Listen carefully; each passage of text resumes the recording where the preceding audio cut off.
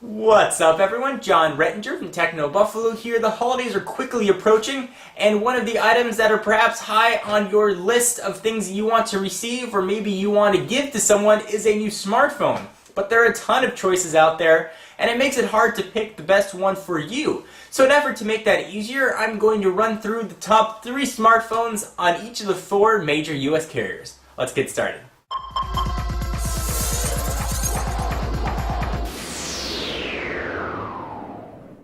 Every phone on this list is currently available, so you can walk into your local store and pick it up. And if you want more information on each phone, their link's going to be down below. So let's start with the big V, Verizon. That's my V.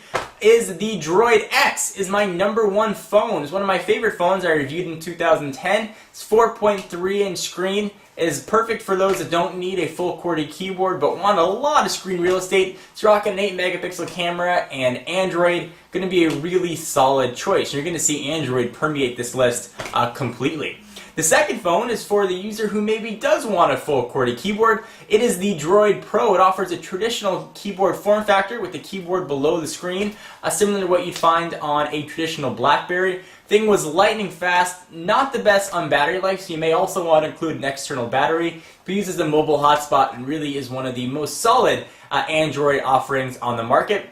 And the third is a variant you're going to see probably throughout this list as well, the Samsung Fascinate. This is the Galaxy S variant for Verizon. Super AMOLED screen, which is absolutely gorgeous. You really have to see it. It's got a 4-inch display. It's rocking a 1 GHz Hummingbird processor, which is screaming fast.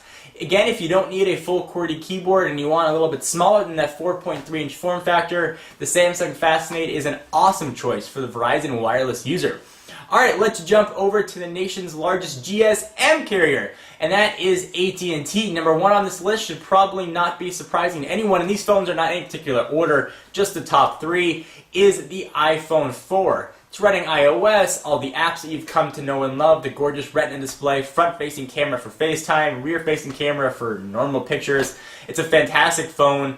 A lot has already been said about it. You probably know the iPhone. It's definitely on the recommended list for AT&T. #2 is the Samsung Focus. It is a Windows Phone 7. It's got that same gorgeous Super AMOLED screen on the Galaxy S series of devices. It's got a 4-inch display, 5-megapixel camera. I really like Windows Phone 7. It was actually one of my biggest surprises of 2010. The live tiles really do add additional functionality to the phone. You have to sort of dig through menus to get your information. And it's only going to get better as new updates get pushed out. So the Samsung Focus is the #2 phone I recommend to give or receive for AT&T. And the third is a Galaxy S variant. This is the Samsung Captivate. Similar to the Fascinate for Verizon, it's got that gorgeous 4-inch Super AMOLED display, Hummingbird processor, and again, very, very, very quick. Let's go ahead and jump on over to Sprint. #1 is probably my favorite phone of 2010. It actually would be the phone that I would pick up if I wasn't on AT&T for my primary phone, and that is the Evo 4G. The 4G in that name being tremendous. It is a 4G phone using Sprint's and Clear's WiMAX networks. You're going to get blazing fast speeds. It's got a 4.3-inch screen, it's rocking Android, it's got a front-facing camera, reverse-facing camera, and really offers a very complete package. Evo 4G is one of the best phones available on the market. Next is the Epic 4G, and this is that Galaxy S variant once again, this time for Sprint with a little bit of a trick up its sleeve. This one offers a full QWERTY keyboard that slides out in landscape orientation. I wasn't the biggest fan of the keyboard, but if you do want that full tactile feel of a phone, actually a real keyboard on a phone, the Epic 4G is going to be a great choice, and you are going to get that 4G speeds and all the rest of the awesome Galaxy S stuff, including the Super AMOLED display.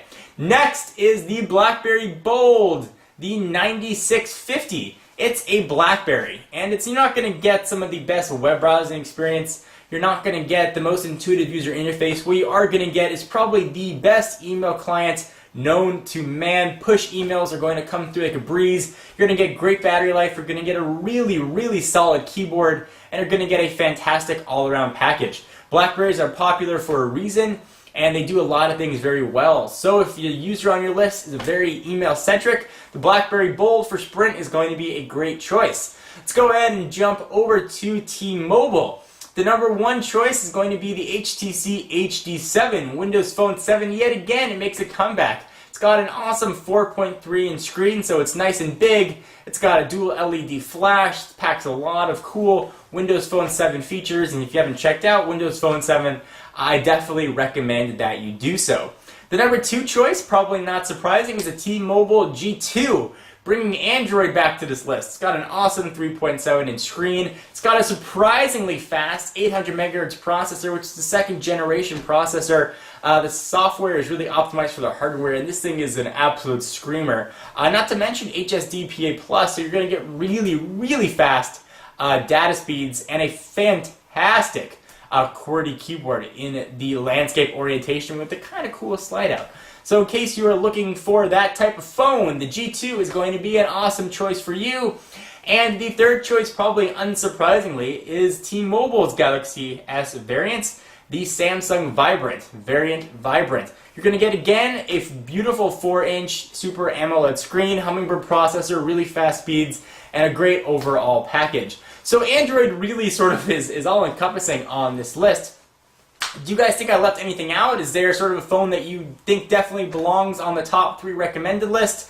In case you are looking for a phone for anyone, I hope that these recommendations really help you guys. Anyway, I'm John Rettinger from Techno Buffalo, and I'm going to see you in the next video. Bye-bye. And one of the items that perhaps are high on your list to get, or perhaps high to give out, are a